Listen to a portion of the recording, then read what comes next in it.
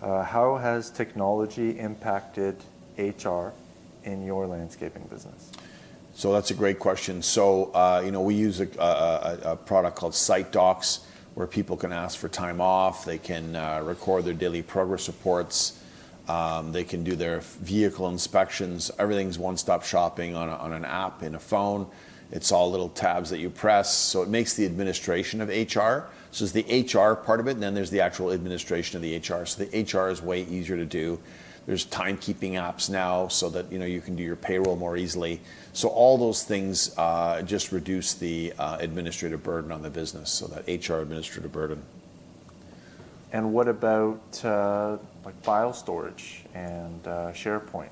What can you say about that and its role in HR? Yeah, so we set up a perfect workflow of how HR works. And so every single step in the process, from recruitment to retirement, is all sequenced. And we already have all the files and folders in the right places. So when someone gets hired, we just scan their driver's license and pop it into the employee folder. Same thing with their resume and all that stuff. It's all beautiful. So there's no paperwork anymore. It's all there. It's all organized. It's fantastic. The employee assessments are in there. The employee contracts are in there. The interview questions are already in there. We even have an integrated interview questionnaire. So all the questions are the same for every single employee, except for when we get to the actual skills, whether it's the CEO of a company right down to the mason, let's say. Pretty much the behavioral questions are identical, right? And there might be a few things like, are you okay working long hours?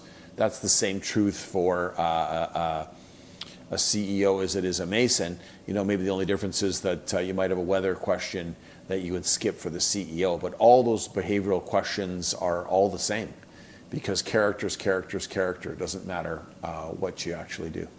And what are the changes that you started seeing in your company overall once you started implementing these better HR processes through technology? So less administration, so people don't have to work as long grinding doing mindless tasks. That's number one. Number two, being able to find everything you're looking for in an instant. Number three, being able to compare things, make orders for clothing instantly, because we've got a proper document to take all that stuff in, especially when we have a proper interview and then onboarding process, and immediately we find out what size they are and things like that. So all these processes are just dialed in sequence. So step one, step two, so you don't drop the ball. And then in terms of onboarding people, job shadowing is, there's no technology involved there, but there's no replacement for job shadowing. So you're going to go on a crew, you're going to drive the crew truck for a week first, and then get approved by the driver to make sure that you're okay to drive, and then you can start driving. So whatever the task is, we never throw people to the wolves.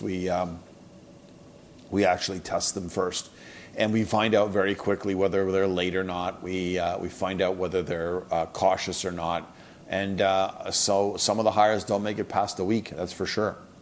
We don't have to guess that everything's okay. So a lot more transparency and accountability. 100%, and the employees can see it. So the ones that are on the teams that are getting a new player on the team, they also have input should the person stay or go.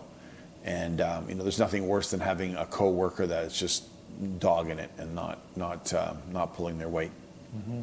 And as a last question, for anyone who is struggling with HR in their business, any contractor, what piece of advice would you give them?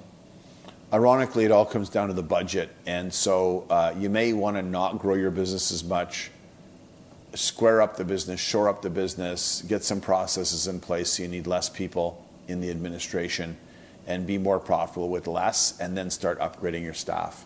So it's a conscious process, get better first before you get bigger. I think that's the magic. Mm-hmm. Yeah, building an A-team.